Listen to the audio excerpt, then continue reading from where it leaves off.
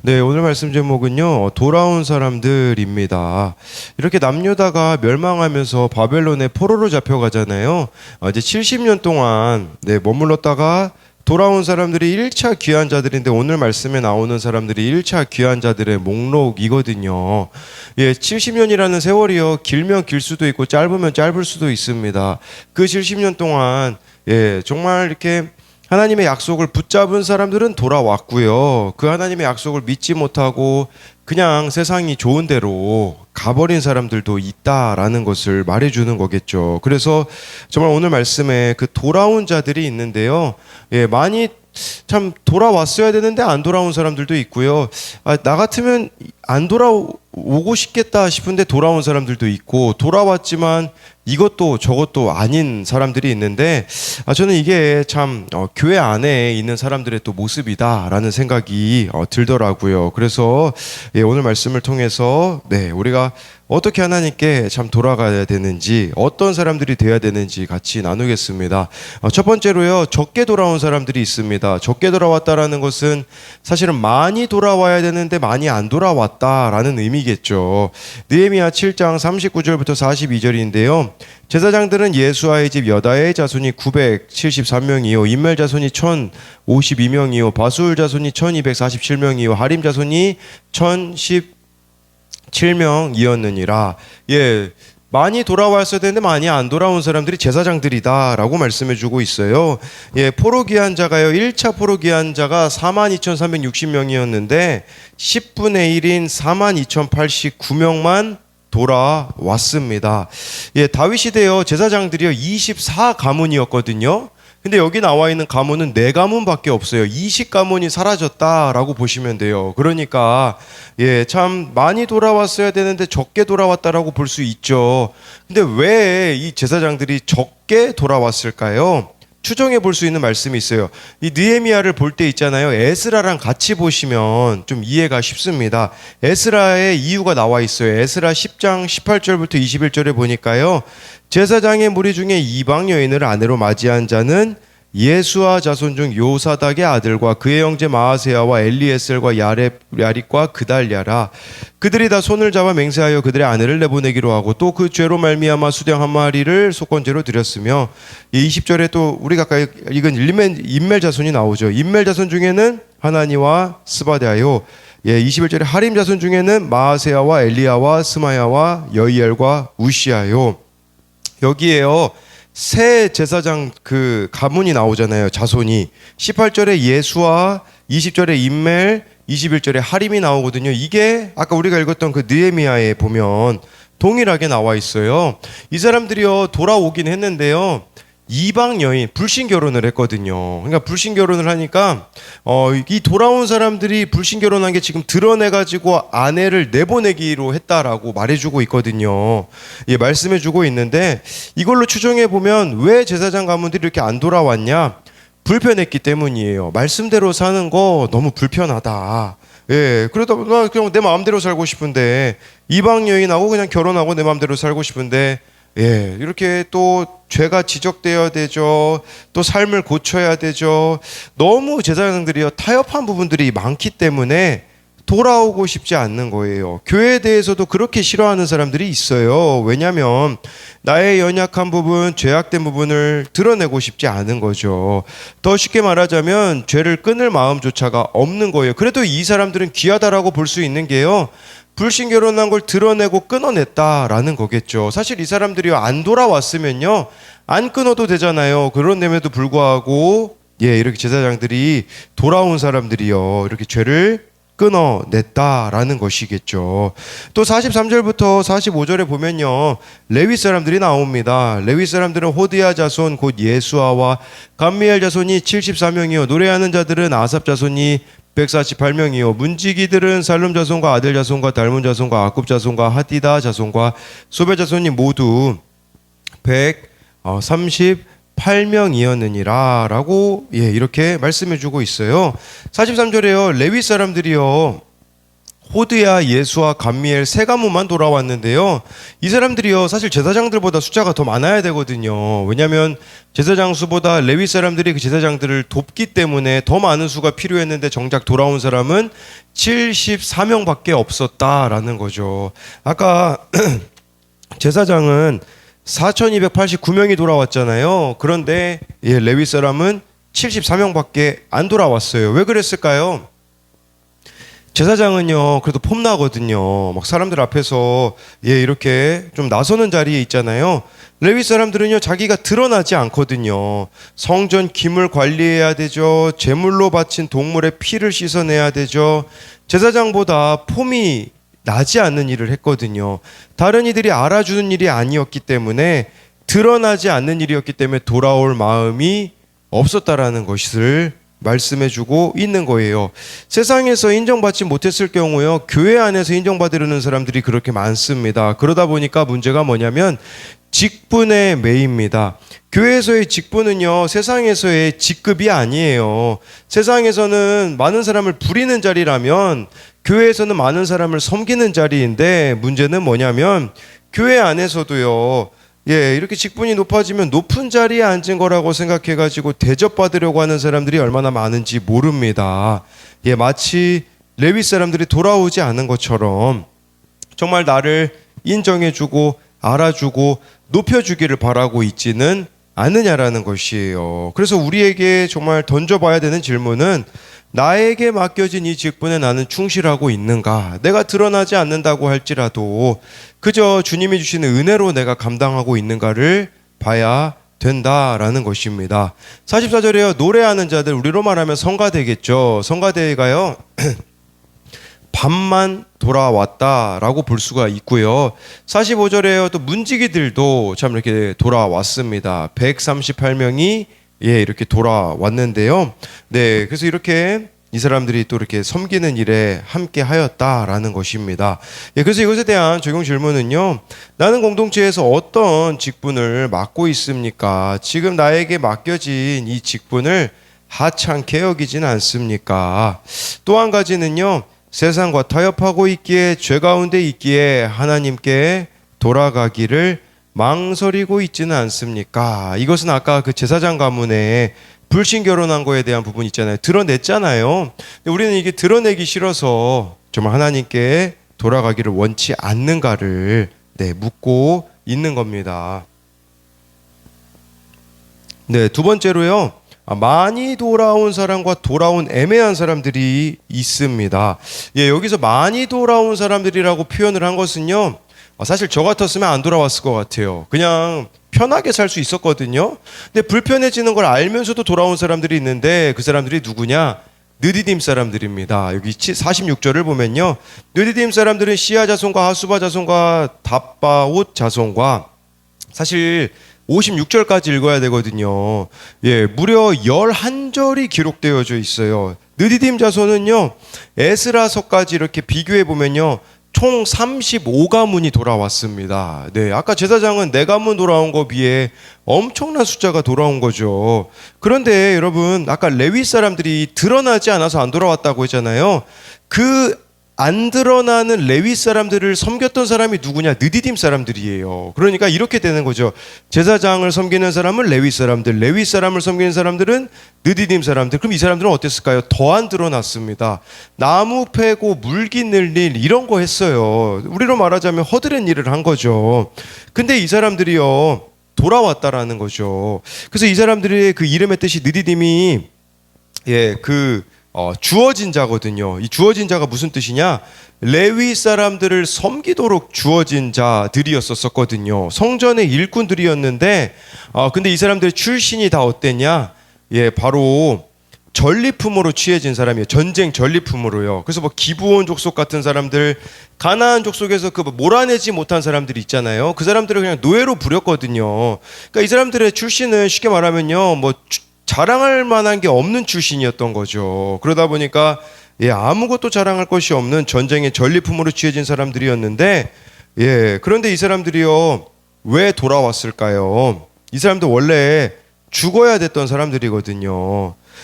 그 은혜를 못 잊어서 돌아온 거예요.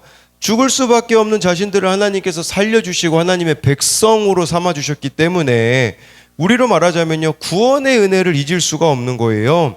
우리의 모습은 좀 어떠한지 돌아봐야 된다라는 거죠. 내가 여전히 이 구원의 은혜에 감격하고 있는가를 봐야 된다라는 거예요. 그러면요, 교회에서 어떤 일을 해도 이런 사람들은 불평이 없습니다. 네, 구원의 은혜에 감격해서 하는 것이기 때문이죠. 예, 그래서 무슨 일을 해도요, 감사함으로 받아요. 어떤 일이 있어도 감사를 잃어버리지 않는 사람들이 느디딤 사람들이 아니었겠습니까? 또 57절에요. 저 같으면 안 돌아왔을 것 같아요. 이 사람들이 누구냐? 솔로몬의 신하의 자손은 소대 자손과 소벨의 자손과 브리다 자손과 60절까지 읽어야 되는데요. 솔로몬 신하의 자손이래요. 이 솔로몬이 여기 뭐 솔로몬이란 단어가 사실 뭐 솔로몬 자신을 표현할 때는 안 나오거든요. 근데 솔로몬 신하의 자손을 표현할 때 솔로몬의 이름이 나왔는데 이 사람들도 누구냐? 이 사람들도요, 전쟁 포로들이었었어요. 솔로몬이 전쟁에서 승리하여서 데리고 온 포로들이거든요. 그 노예들이었잖아요. 아까 느디딤 사람들하고 똑같으니까 60절에 이렇게 나와 있잖아요. 모든 느디딤 사람과 솔로몬의 신하 자손이 392명이었느니라 라고 말씀해 주고 있어요.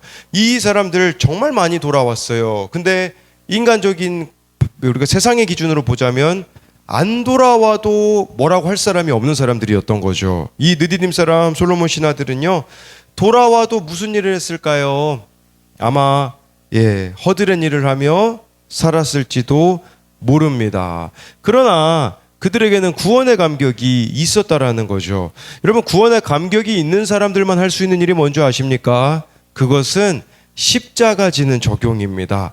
손과 발이 가는 적용이에요. 여러분, 한 사람을 구원으로 인도하려면요, 저와 여러분들이 느디딤 사람과 솔로몬의 신하가 되셔야 돼요. 그러다 보니까 사람들에게 때로는 문매를 맞기도 하고요, 비난을 받기도 하고 누군가가 나를 참 짓밟기도 하는 거죠. 그럼에도 불구하고 그렇게 허드렛 일을 하면서 한 사람을 구원으로 인도하는 그 사람이 되어야 된다라는 거겠죠. 근데 저와 여러분들이 구원의 감격을 잃어버린다면 어떻겠습니까?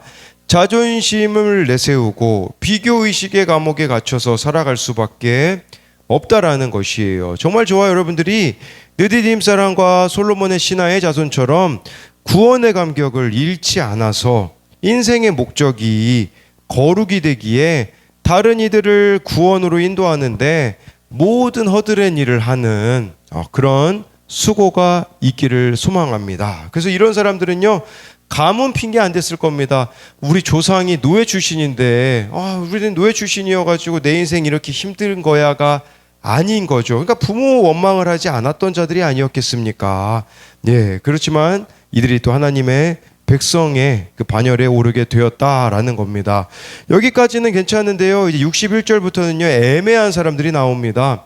델멜라와 델하르사와 그룹과 앗돈과 임멜로부터 올라온 자가 있으나 그들의 종족이나 계보가 이스라엘에 속하였는지는 증거할 수 없으니 애매한 사람들이 있었다라는 것이에요. 63절에 보면 제사장이 아닌 이 사람들은 제사장인지 아닌지 모르는 사람들도 있었다라고 말해주고 있죠. 제가 여기서 그 PPT로는 안 가지고 왔지만 63절에요.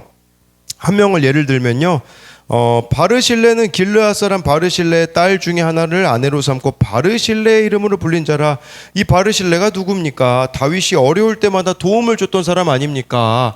그 사람의 사위가요, 바르실레로 불렸대요. 근데 우리로 말하자면 무슨 말이냐면요, 이런 거죠. 그의 부모가 아버지가 목사님이고 아버지가 아버지보다는 장인어른이겠네요. 장인어른이 목사님이고 장인어른이 장로님이고, 근데 나는 신앙생활 안 한다, 이제 이런 의미가 되는 거라고 볼 수 있어요.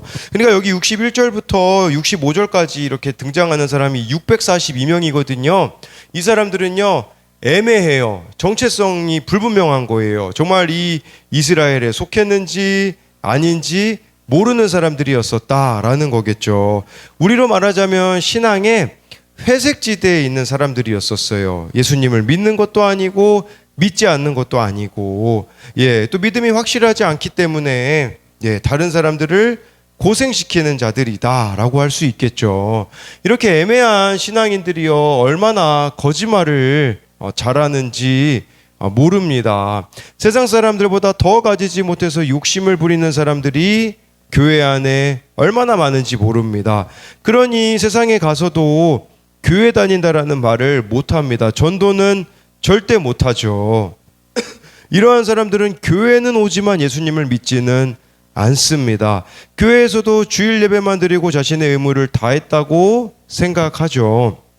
예배는 오지만 구역 모임에 들어가라고 해도 들어갈 생각조차 하지 않습니다. 말씀 묵상을 하자고 해도 할 생각을 안 합니다. 그러면서 나보다 더 못하고 있는 사람과 자신을 비교해서 자신은 신앙생활을 잘하는 줄로 착각합니다. 신앙의 연수만 따질지 모릅니다. 몇 년 교회를 다녔다가 마치 구원을 보장해 주는 것이라고 생각하는 거죠. 근데 이런 사람들이 가장 돌아오기가 힘든 사람들이다라는 거겠죠.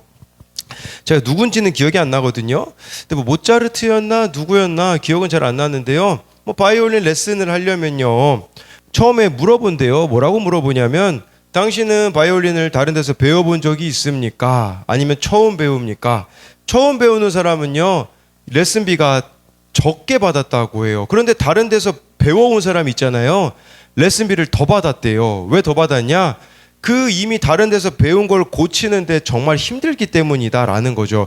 처음 온 사람 가르치는 것보다 애매하게 배운 사람들이 더 힘들다라는 그런 의미가 있는 것인데 신앙도 마찬가지인 것 같습니다. 처음 교회 다닌 사람들은요 스펀지처럼 다 빨아들이거든요. 근데 오래 머문 사람들일수록 이렇게 더 돌아오기가 어려운 그런 사람들이 있다라는 거죠. 성경 읽어봤다 이거죠. 예배 드려봤다. 그러니까 더 변화되기가 어려운 거겠죠. 그래서 이들에게 있어서 신앙의 목적은 죽어서 천국 가는 데만 목적이 있어요. 그래서 이 천국에 들어가 물론 천국에 가는 게 목적이 돼야 되죠. 그런데 이렇게 이 땅에서 천국을 누리지 못한다라는 거겠죠. 저와 여러분들이 이 땅에서 주님과 교제하면서 사는 삶 자체가 천국을 누리는 것인데 주님과의 친밀함을 경험하지 못하고 있는 그런 애매한 자들이진 않은가를 돌아봐야 된다라는 것이죠. 그래서 이것에 대한 적용 질문은요. 나는 육적으로나 영적으로나 자랑할 것 없는 느디딤 신분입니까? 그것 때문에 하나님을 원망하며 교회를 떠나고 부모님을 원망하여 가정을 떠났습니까? 느디딤 정말 자랑할 게 아무것도 없잖아요. 근데 원망하지 않았다라는 거죠. 반대로 그것 때문에 하나님을 더욱 사모하며 힘든 환경에서도 천국을 누립니까? 또 한 가지는요. 죽어서 천국에만 가면 되지라는 생각으로 신앙의 회색지대에 머물고 있지 않습니까? 아까 믿는 건지 안 믿는 건지 모르는 애매한 그 사람들을 가리키는 겁니다. 기도하겠습니다. 살아계신 하나님, 오늘 말씀에 돌아온 사람들의 명단이 나옵니다. 이 명단을 보면서 우리도 점검하기 원합니다. 나는 어디에 해당되는가?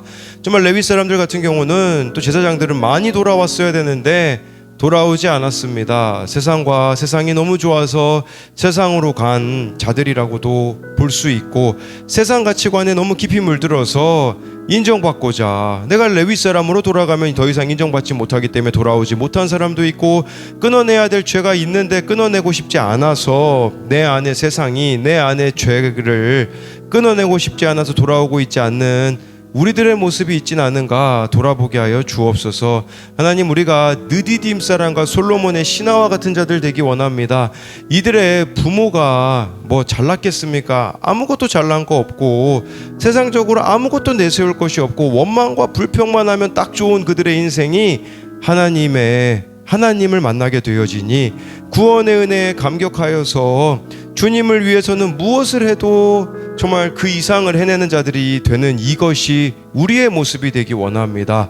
그리하여서 다른 사람을 구원으로 인도하는데 이들처럼 허드렛 일하며 낮은 자의 자리에서 잘 섬길 수 있도록 생색내거나 자랑하지 않고 정말 묵묵히 나는 죽고 예수로 사는 그 삶이 될 수 있도록 붙잡아 주옵소서. 또한 지금 내가 신앙의 회색지대에 머물고 있지 않습니까? 주님을 믿는 것도 아니고 안 믿는 것도 아닌 그런 상태라면 정말 회개하고 주님께 돌아오는 은혜를 허락하여 주옵소서. 오늘도 이 말씀대로 살아가게 하여 주실 것을 믿으며 살아계신 예수님 이름으로 기도드립니다. 아멘.